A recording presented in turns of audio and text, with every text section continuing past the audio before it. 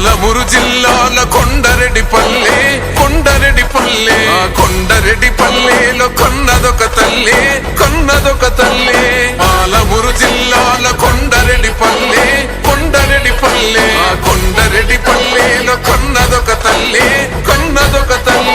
పాలల్లో పౌరుషం పోసినాదో పెద్ద పులిలాగా కాండ్రించి లేసినాడే పోరు కథలన్నీ సిననాడు చెప్పినాదో చోరు మీద తన పోరును నడిపినాడే హరణిపై నినదించి తప్పునే ఎదిరించి